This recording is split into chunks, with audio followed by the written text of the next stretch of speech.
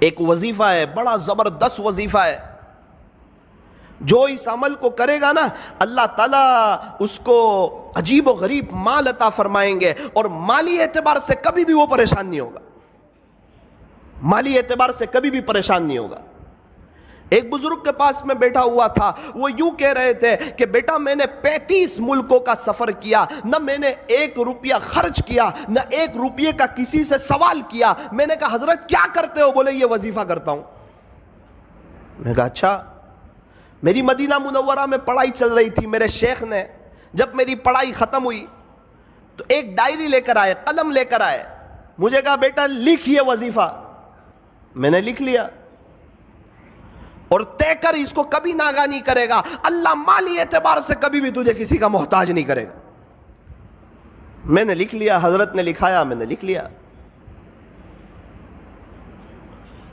پھر ایک بات کہی تھی کہ بیٹا یہ وظیفہ بڑا زبردست ہے، لیکن بے طلبوں کو مت بتانا، جس کے اندر طلب ہو اور جو اس کی قدردانی کرتے ہو اسی کو بتانا۔ پھر میں جب ہمارے یہاں آیا، کچھ لوگ میرے پاس آتے، مولانا ہم بڑے پریشان ہیں مالی اعتبار سے، حالات میں کوئی وظیفہ، تو الحمدللہ میں یہ وظیفہ بتا دیتا، اللہ تعالیٰ ان کو بہت نواز دیتے، عجیب و غریب نواز دیتے، اور عجیب و غریب اس پر تجربہ ہے، اور کئی اللہ والوں کو میں نے دیکھا وہ یہی وظیفہ پڑھتے ہیں۔ پھر ایک بار تو میں بڑا تعجب میں رہ گیا کہ یہ وظیفہ کسی اللہ والے کا، کسی شیخ کا بتایا ہوا نہیں ہے۔ ایک صحابی نے ہمارے نبی سے کہا تھا کہ پیارے نبی جی دنیا نے مجھے چھوڑ دیا ہے، یعنی میرے پاس کچھ ہے نہیں۔ اس وقت ہمارے نبی نے یہ وظیفہ دیا تھا، اور یوں کہا تھا کہ آپ فرشتوں والی تسبیح کیوں نہیں پڑھتے، اور یہ بتایا تھا تسبیح سبحان اللہ و بحمدہ، سبحان اللہ العظیم و بحمدہ استغفر اللہ، اللہ اکبر کبیرہ، سبحان اللہ و بحمدہ سبحان اللہ العظیم و بحمدہ استغفر اللہ۔ پیارے نبی سے وظیفہ سنا، راوی فرماتے ہیں کہ پھر ایک مدت تک وہ نظر نہ آئے، جب دوبارہ نظر آئے تو انہوں نے بتایا، جس کا خلاصہ یہ ہے اللہ نے مجھے اتنا نواز دیا ہے کہ میں بتا نہیں سکتا۔ یہ عجیب و غریب وظیفہ ہے۔ ایک شخص مجھے کچھ وقت پہلے نوساری میں ایک جگہ ملے، سید تھے، مجھے کہنے لگے مولانا کچھ وقت پہلے آپ ہمارے گھر آئے تھے، آپ نے ایک وظیفہ بتایا تھا، میں نے آپ کو اپنی پریشانی بتائی تھی، آپ نے ایک وظیفہ بتایا تھا، الحمدللہ 2 دن سے میں نے شروع کر دیا ہے۔ میں نے کہا یار میں نے بتایا تھا 3-4 مہینے ہو گئے، آپ نے 2 دن سے شروع کیا۔ مولانا آپ کو نہیں معلوم، آپ بتا رہے تھے پردے کے پیچھے سے میری بیوی یہ وظیفہ سن رہی تھی، اللہ کی شان اس نے پابندی سے کیا، ابھی اس کے 36 لاکھ روپے آ رہے ہیں، تو میں نے بھی شروع کر دیا۔ میں نے کہا یار آپ عجیب آدمی ہو۔ میں نے کہا 36 لاکھ روپے کہاں سے آ رہے ہیں؟ کہا وہ وارثے کے آ رہے ہیں۔ تو میں نے کہا ابا کو مارنے کی نیت سے تو نہیں پڑھا تھا یہ وظیفہ؟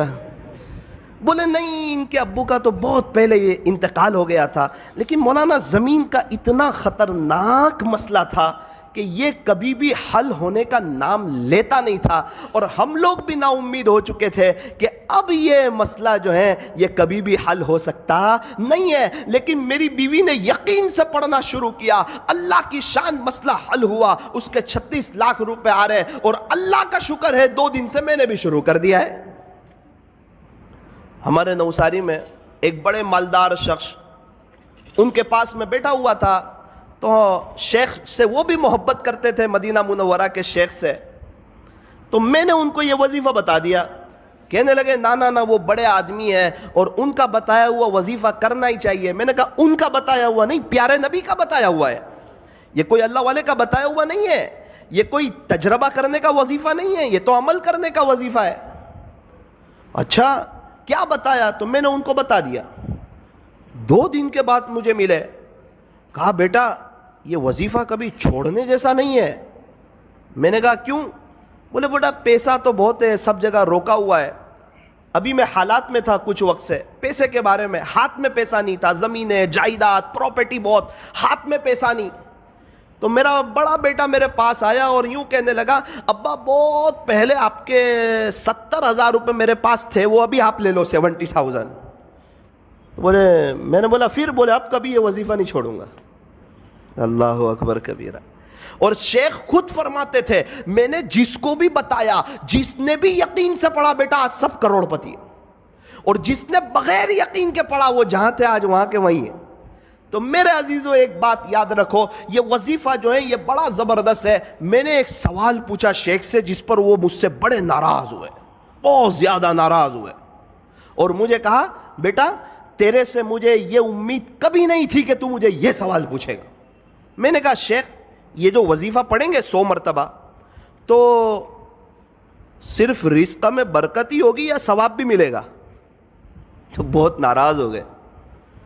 ایک مثال سے سمجھایا مجھے کہ 400 روپے کلو کی چائے ہو اور اس پر 50 روپے کی ڈول کی آفر ہو تو تجھے صرف ڈول ملے گی یا چائے بھی ملے گی؟ میں نے بولا وہ تو چائے ملے گی، ڈول فری میں آ رہی۔ بیٹا اسی طرح جب تو یہ اللہ کا نام لے گا، اللہ کی پاکی بیان کرے گا، اللہ کی حمد بیان کرے گا، صبح صبح اللہ سے معافی مانگے گا، اس کا ثواب تو ملے گا۔ یہ تو صرف اسکیم ہے کہ اللہ اس میں رزق میں اضافہ فرمائے۔ اللہ اکبر کبیر۔ تو آپ کو بھی یہ وظیفہ یہ عاجز بتاتا ہے، طے کرو انشاءاللہ، پابندی سے پڑھیں گے انشاءاللہ، بہت فائدہ ہوگا انشاءاللہ۔ رزق میں صرف پیسہ نہیں آتا، رزق میں بیوی بھی شامل ہے، بچے بھی شامل ہے، رزق میں بہت سی چیزیں شامل ہے۔ اللہ تعالی ہمارے رزق میں برکتیں عطا فرمائیں گے۔ سبحان اللہ و بحمدہ، سبحان اللہ العظیم و بحمدہ، استغفر اللہ۔ پھر شیخ نے کہا بیٹا لیکن اس کا ایک وقت ہے، اسی وقت پڑھ سکتے ہیں، آپ اس کے علاوہ پڑھو گے تو وہ اثر نہیں کرے گا، وہ بات نہیں بنے گی۔ میں نے بولا اچھا اس کا وقت کون سا ہے؟ مجھے کہنے لگے بیٹا فجر کی سنت اور فرض نماز کے درمیان اس کو 100 مرتبہ پڑھنا ہے، فجر کی سنت اور فرض نماز کے درمیان اس کو 100 مرتبہ پڑھنا ہے۔ میں نے کہا حضرت اگر اس وقت کوئی نہ پڑھ سکے تو مجھے تعجب سے دیکھنے لگے کہ اس کا اپنا ہی مسئلہ لگ رہا ہے۔ مجھے کہنے لگے بیٹا جب تک فجر کی نماز کا وقت رہتا ہے، صبح صادق کے بعد سنت پڑھ لیں، اس کے بعد سے جب تک فجر کی نماز کا وقت رہتا ہے وہاں تک یہ پڑھو گے تو یہ اپنا اثر عجیب اور غریب انداز میں کرے گا۔ پھر مجھے اپنے مکان پہ لے گئے ایک مرتبہ، بڑے بڑے لوگوں کو دعوت تھی، مجھ چھوٹے کو بھی حضرت نے گن لیا۔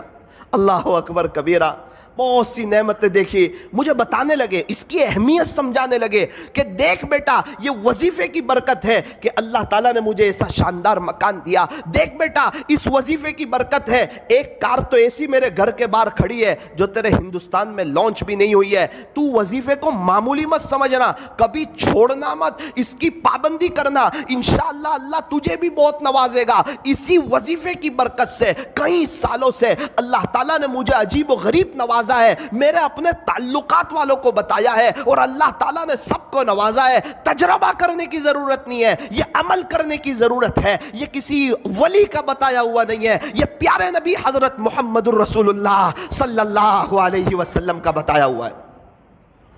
میں نے حضرت کے ساتھ دبئی کا سفر کیا، حضرت تو 5 اسٹار ہوٹل میں ان کے ساتھ ٹھہرنا ہوا، کیا شکریہ ادا کر رہے ہیں، الحمدللہ الحمدللہ الحمدللہ، کھانا کھا رہے ہیں شکریہ ادا کر رہے ہیں، شیپ میں بیٹھے ہوئے شکریہ ادا کر رہے ہیں، اللہ کی نعمتوں پر شکر شکر شکر۔ میں نے حضرت کے گھر دیکھا، الحمدللہ الحمدللہ، کھجورے کھا رہے ہیں الحمدللہ، قہوہ پی رہے ہیں الحمدللہ، اور ان کو چکن وغیرہ تو جلدی سمجھ نہیں آتی، ان کو تو مٹن وغیرہ چاہیے۔ تو خلاصہ یہ ہے جو بھی کھا رہے ہیں اس پر اللہ کا شکریہ ادا کر رہے ہیں۔ مجھے وہ بزرگ والی بات یاد آئی کہ واقعتاً اللہ نے ان کو نوازا ہے اور یہ شکر کر کے اللہ تک پہنچ رہے ہیں۔ فرمایا اللہ تعالیٰ تک پہنچنے کے دونوں راستے ہیں، بندہ شکر سے بھی پہنچ سکتا ہے، صبر سے بھی پہنچ سکتا ہے۔ یوں فرمایا ہمیشہ خوش رہنے کا آسان فارمولا، ہمیشہ خوش رہنے کا آسان فارمولا، نعمتوں پر شکر کریں، مصیبتوں پر صبر کریں، شکر کرنے والا بھی جنتی، صبر کرنے والا بھی جنتی۔